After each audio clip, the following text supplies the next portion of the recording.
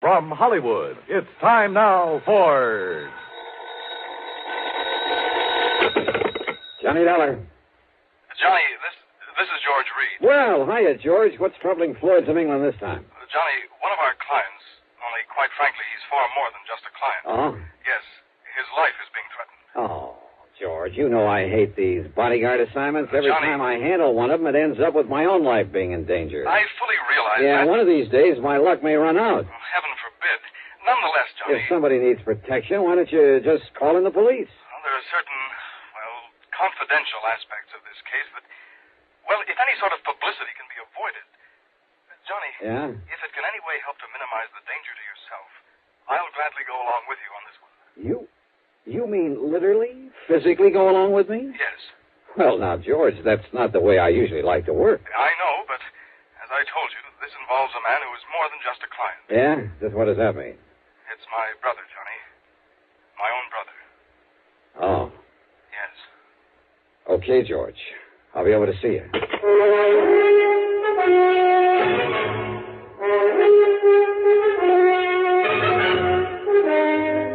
Bob Bailey in the exciting adventures of the man with the action-packed expense account. America's fabulous freelance insurance investigator. Yours truly, Johnny Dollar.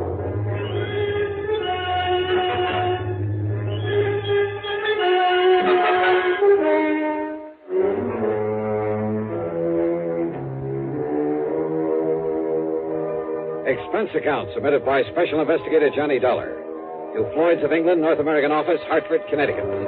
Following is an account of expenses incurred during my investigation of the Twin Trouble matter.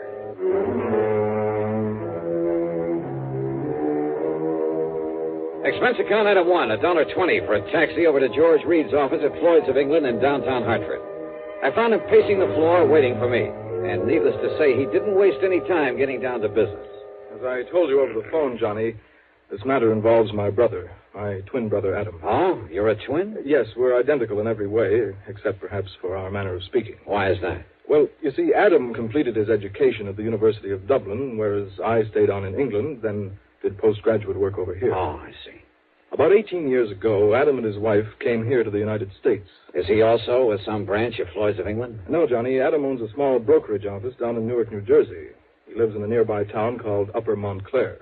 Say, tell me, has this business of his anything to do with the threat against his life? Everything, I'm afraid. Now, don't tell me he went around selling a lot of worthless stocks and bonds, and now somebody wants to get even with him. Of course not. Adam is a completely honest, reliable dealer in legitimate securities. Then what's the trouble? Well, you see, when he first arrived in this country, he traveled around quite a bit, not only sightseeing, but looking for a good business connection. Figures. Out on the West Coast, he met two men, Shockley and Barron, independent stockbrokers. Uh-huh. They seemed to like him immediately, offered to take him in with them. Well, since his funds were beginning to run out, he jumped at the chance. Naturally. But, Johnny, it turned out that they were swindlers of the worst possible sort, dealing in completely worthless securities. Uh-oh. Yes. Because of his lack of familiarity with American manners and methods, it took Adam quite a while to catch on. But when he did... George, I'm way ahead of you. What? When he finally got wise to them, he called in the law. So they got sent up the river, including your poor misguided brother. And now... Yes, Johnny.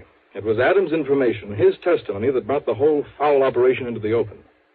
As a result, of course, his prison term was a relatively mild one. I didn't know there was such a thing. But now that the others are free, they're out to get him. At least the one named Shockley is. It's he who has contacted Adam with this impossible proposition. Uh-huh. When did he and Barron get out of the clink? About 2 weeks ago. I see. So what's the proposition Shockley has made your brother? Johnny, Adam has spent the past 9 years, ever since he was released out there, building up this small brokerage office here in the East.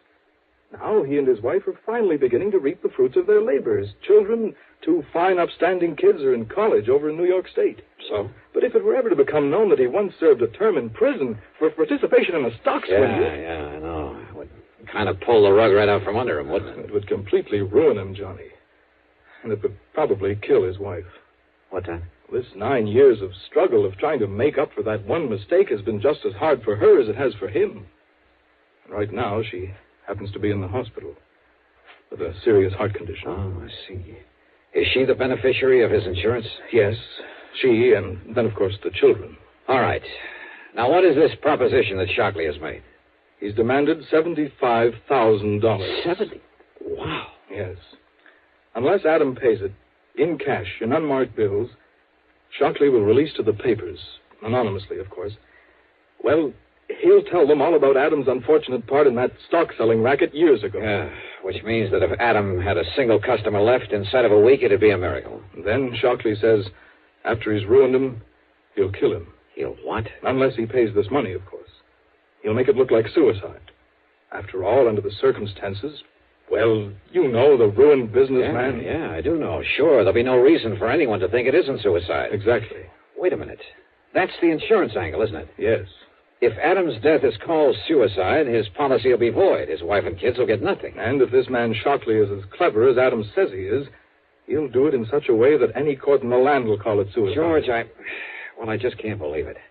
And yet, I suppose... He's told Adam that he's already got away with this sort of thing once before Adam knew him. But why doesn't he call in the police, the FBI? If this man already has a criminal record... No. Well, maybe the other one, Barron, is still working with him. No, Johnny, don't you see? Don't you see he doesn't dare? Yeah, I guess you're right. If he called in the cops, the publicity would be just as bad, just as ruinous to him as if Shockley were to shoot off his mouth at the papers. Yes, Johnny. If he goes to the police, he'll only bring his business crashing down on his own head. Yeah. George, your brother's in a pretty bad spot. No matter what he does, he loses. If he pays off, $75,000. But who knows whether that one payment would be the end? Well, of course it wouldn't. But if he doesn't, don't you see it means not only his business, his wife, his children, but his own life? I know. If it were me, alone, a bachelor with nobody else to think about. But with Adam, Johnny, he couldn't do it. He might as well cut his own throat. So we'll have to do something about it. What, Johnny? What can we do? George, I wish I knew. It was obvious this was to be more of a personal affair than business, in spite of the insurance policy involved. So for once, I decided to forget padding out the old expense account. Okay, then. Item 2, $4.35, a tank full of gas for my own car. It was after business hours by the time we got down to Jersey, so instead of trying to catch Adam Reed in his office, George phoned ahead and we went directly to his home on Highland Avenue in Upper Montclair. George stood beside me when the front door was open, and you know something? It was like looking at George in a mirror. Yes, can I... George! Even their clothes were alike. Hello, Adam. Yeah, these twins were certainly identical, except for the slight difference in their manner of speech. Adam, this is the man I told you about on the phone. The man I hope can somehow help you. Johnny Dollar. Yeah, how are you, Mr. Reed? And excuse me for staring. Oh, it's quite all right, Dollar. Quite understandable. And please call me Adam, if you don't mind. Sure. But so help me, I've never seen two people look so much alike. You know something? What, Johnny? What are you thinking? Just a wild, crazy idea, Adam. George. This perfect similarity might... No, well, we'll see. Well, now, wait. Maybe you have an idea there. No. Look, George, forget all about it. Come on, let's go inside where we can talk about this thing. I'm in complete agreement, Dollar, because we have no time to waste. If there's anything you can do about it. Why do you say that, Adam? I've heard from Shockley again. Oh? When? This morning, after the last time I talked to George. He called me at the office. I'm afraid I didn't get as much business done today as I might have liked.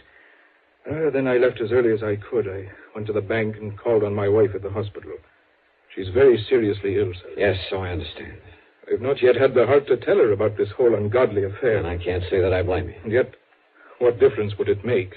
Whatever happens, whatever this man does to me, it's bound to affect my darling. Oh, it's a terrible thing, darling. Now, this phone call today. Yes. Shockley says that he's coming here tonight. Tonight? Yes. Uh-oh, with my car out front. Well, that's why I stopped at the bank today. He says he must have $10,000 as a sort of down payment, as evidence of my good faith. $10,000? Well, I say that he won't get it. Oh, now, wait a minute, George. No, Johnny. I tell you, I won't let Shockley get away with this. George, If he comes here tonight and demands that money, I'll kill him rather than let Adam give him a single cent. Now, listen, will you? I told you, Johnny, with me it doesn't mean a thing. But with Adam, his wife, his children... You think he'd come in here with my car out front? If he does, I want to be ready for him. Give me your gun, Johnny. George. This whole rotten thing has gone too far. I tell you that if I have to in order to stop it, I'll... No, Adam, wait. Is there an extension phone? In the next room, in the library. Good. But, Dollar, if it's Shockley and he hears you pick it up... He won't, if we do it right. Now, wait till I call to you, then pick it up immediately. I'll do the same on the other end. Yes, all right, Dollar. Can you hear me? I can hear you. All right. Now. Yes? Are you alone, Adam? I'm alone, Shockley. You haven't called in the police. You know as well as I do what that would mean. The publicity. I'm glad you realize that. But I don't trust you, Adam. What? So instead of my coming to your home, you're going to meet me. You've got the 10,000 for me. I have. All right. Cedar Knoll, about 7 miles north of here. Do you know the place? Yes. Cedar Knoll. There's a little shack on top of it, empty. Get into your car. Your own car, Adam. I'll recognize it. Meet me there. Very well, Shockley. Just one thing. Yes? Just be sure that you're alone. Because if you're not, somebody's going to die, Adam. It won't be me. But if there's anybody with you, you understand, Adam. I understand. Cedar Knoll. Uh-huh. Well, Adam, it sounds as though your man Shockley is as clever as you seem to. So where's George? Dollar, he listened to the phone next to my ear. Yeah? As soon as Shockley named the meeting place, George took the gun out of my desk and left. He what? He's going up there to kill Shockley. Unless I can stop him, Adam, he's going up there to get murdered.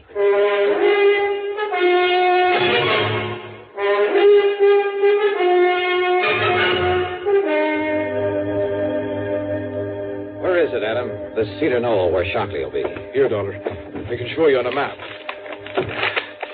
Here. It's 15 or 16 miles from here. Huh? Shockley said it was only about 7. Then he must have been somewhere along the way when he called. That means he'll get there long before George can. Yes. Look now. Here it is on the map. Yeah, I see. Straight up 23 and west of Pompton Plains. Yes. All right. Now, George took your car. What kind is it? That little coupe I saw out in the street? That's it. Oh, fine. There are 10 million of them on the highway, all alike. What's the license number? Well, come on. I don't know. I don't remember it. Then, Adam, all I can do is try to get there before George does. Before he gets himself killed.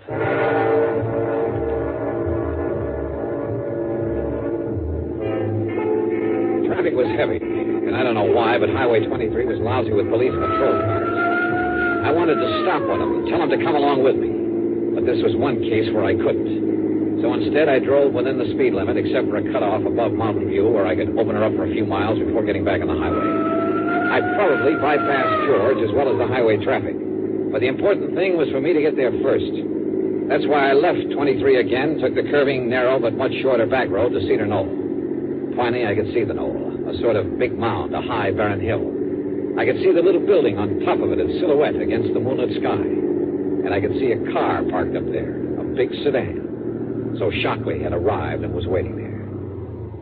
At the bottom of the knoll, I pulled off to the side, cut the engine, doused the lights, and went the rest of the way on foot. As I slowly approached the shack, through a drawn window shade, I could see a light in it, waving around like a flashlight, and the shadow of a man. No, wait. For a moment there were two of them, two shadows.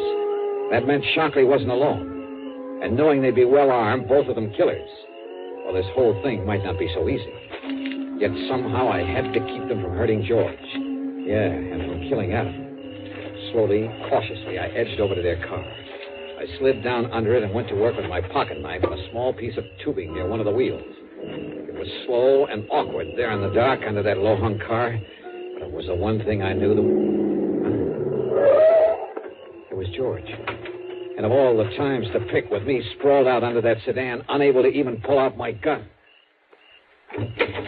Just stay out there, Adam. We'll take the money and be on our way. Oh, no, you won't, Shockley. This is all you'll take. Watson Shockey's got a gun. Yes. And I'll kill both of you if I have to. Mr. Barron, this isn't Adam Reed. Sure he is. No, he talks differently. This is his twin. It's George. You're right, Shockley. And I'm here to put a stop to this nefarious scheme of yours. Well, listen to the fancy talk. Of course it isn't Adam, so it must be George. And George, my name... No, don't move. Just drop your guns, both of you. Mr. Barron, I'm afraid that Mr. Reed, Mr. George Reed, has the advantage of us. Yeah? Well, listen. He shoots at you, I get him. He shoots at me, you get him. That's right. I'll kill at least one of you. So, under the circumstances, I'm afraid there's only one thing we can do. Yeah? What? Hand over our guns to him. So, here you are. George! Oh, you surely I yanked myself out from under the car, and just in time to have George land right square on top of me. Before I could push him away and get to my feet, he was out like a light, and both Shockley and his pal were on top of me. I never got off the ground. No! Kill him, Charles! Blow his head off! No, wait, Hewitt. You had enough? You had enough, mister? Get away, Shock. Let me shoot him. No. But listen, we've got to get out of here. Those shots he got off, the cops will be coming up from the highway to see what they were. But don't you see if we leave him here? We've got to, but we're not leaving this state until we kill his brother. Come on. No, you wait. Yeah? You want some more? Never get away. Oh, no? Use that car. Kill yourself. Drop dead. Come on, Barry. No. Listen. Yeah, you listen. Oh! Come on, Barry. Okay. Take the back road down the hill. Yeah, well, just don't go too fast.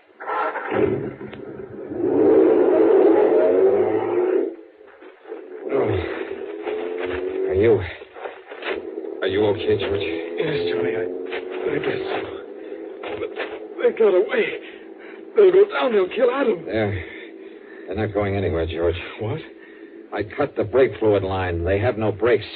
By the time they get rolling down that hill...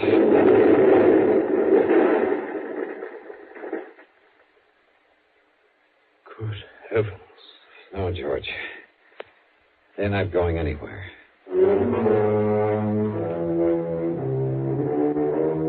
By the time the highway police got to the scene of the crash there on the back road, and of course that car exploded and burned, they had forgotten all about the gunshots, if they'd heard them at all. So George and I were able to leave by the main road unmolested. At the bottom of the hill, I picked up my own car without attracting attention. I suppose I'll have to make some sort of report to the police. But I don't see any reason why I should have to reveal the name of the man they were out to get. Do you? It's certainly too late to need anyone to bring charges against them. As for the expense account, so what's a couple of gallons of gas in so good a cause? Yours truly, Johnny Dollar.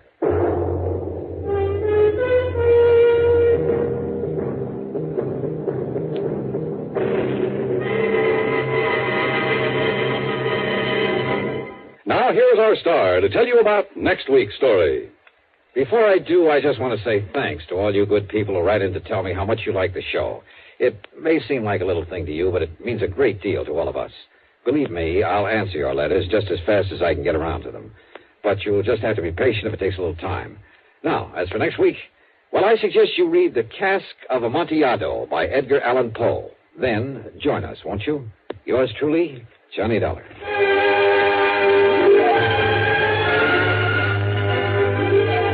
Yours truly, Johnny Dollar, starring Bob Bailey, originates in Hollywood and is written, produced, and directed by Jack Johnstone. Heard in our cast were G. Stanley Jones, Alan Reed, and Frank Driscoll.